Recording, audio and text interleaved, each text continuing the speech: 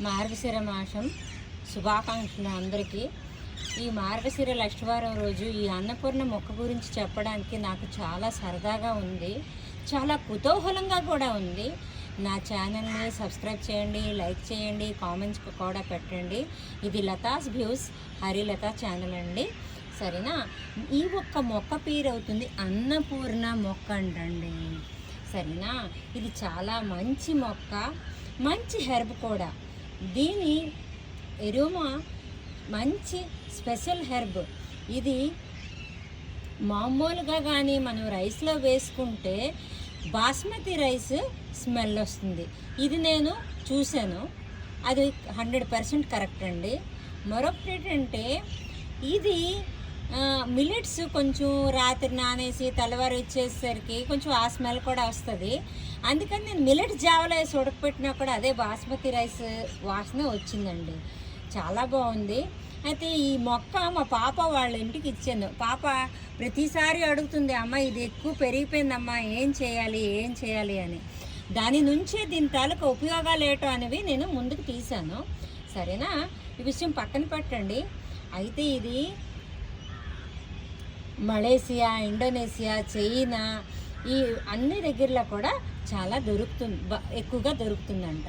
ఇది స్పైడర్ ప్లాంట్కి గ్రూప్కి చెందిన ఒక మొక్క. ఇది చెరుకు ఆకులాగే ఉంటుంది, కానీ చెరుకు ఆకు రఫ్గా ఉంటుంది, ఇది చాలా స్మూత్గా ఉంటుంది. అయితే దీని తాలూకా ఎలా వాడే విధానం మనం తర్వాత చెప్తాను. ఈరోజు దీని తాలూకా హెల్త్ బెనిఫిట్స్ ఫస్ట్ చెప్తాను. ఇది సూప్గా కానీ టీగా కానీ కూడా మనం చేసుకోవచ్చు. ఇది ఒక ఎయిర్ ప్యూరిఫై ప్లాంట్ అండి, చూసారా.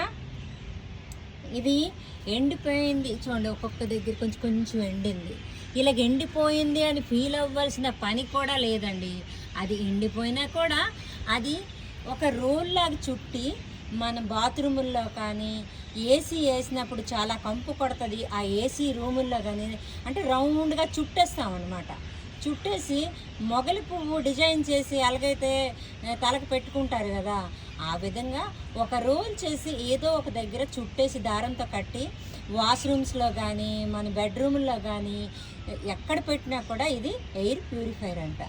సరే, నేను దీనికి ఎందుకంటే నమ్ముతున్నాను, ఈ చుట్టుపక్కల ఈ చెట్టు వేసిన దగ్గర ఈ చుట్టుపక్కల ఎక్కడ కూడా మా చెట్ల దగ్గర అయితే దోమలు ఇక్కడ అంటే ఇంచుమించు ఒక 4-5 మొక్కల వరకు అయితే మాత్రం అస్సలు దోమలు అయితే మాత్రం లేవండి.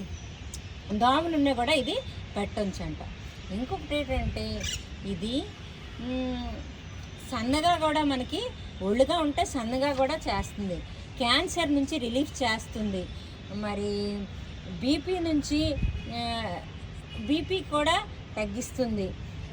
దాని తర్వాత ఇది మనిషికి కామ్గా ఉంచుతుంది. మరి ఈ యొక్క ప్యాండన్ లీవ్స్ బాడీ పెయిన్స్కి, ఆర్థో పెయిన్స్ కూడా చాలా పనికొస్తుంది. జుట్టు తాలూకా షైనింగ్కి కూడా చాలా బాగా పనికొస్తుంది. ఇందులో మరో చాలా స్పెషల్ గుణం కూడా ఉందండి. ఇది యూరిక్ యాసిడ్ని కూడా కంట్రోల్ చేస్తుందట. చర్మానికి కూడా ఇది చాలా మంచిది. ఇన్ని మంచి గుణాలు ఉన్నా కూడా దీనికి ఎటువంటి సైడ్ ఎఫెక్ట్స్ లేవటండి. సచ్ ఏ గుడ్ ప్లాంట్, చాలా మంచి ప్లాంట్, వేసుకోవడం కూడా చాలా ఈజీ. అయితే నాకు ఈ మధ్యనే నేను దీని గురించి ఇవన్నీ తెలుసుకున్నాను. ఎవరి దగ్గర ఉన్నా కూడా లేకపోయినా కూడా తెచ్చి వేసుకోండి. రైస్ ఎలా ఉన్నా కూడా చాలా మంచి ఫ్రెగ్నెన్స్ ఇస్తుంది. దీంతో స్వీట్స్ చేసుకోవచ్చు, సూప్ చేసుకోవచ్చు, టీ చేసుకోవచ్చు, జ్యూస్ చేసుకోవచ్చు. కానీ పచ్చిగా మాత్రం తినకూడదండి, ఇందులో ఫైబర్ చాలా ఎక్కువ ఉంటుంది. ఇది అరుగుదలకి అస్సలు కరెక్ట్ కాదు. ఇదేనండి నేను తీసే రీసోర్సెస్, కొన్ని వీడియోస్ గూగుల్ అండి, సరేనా.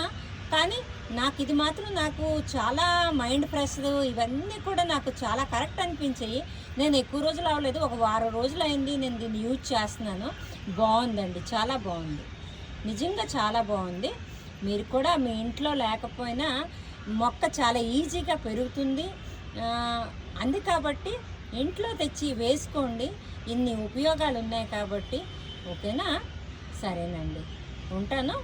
ఇంతటితో సెలవు తీసుకొని ఎలా యూసేజ్ అది మరికొన్ని వీడియోస్తో మీ ముందుకి వస్తాను.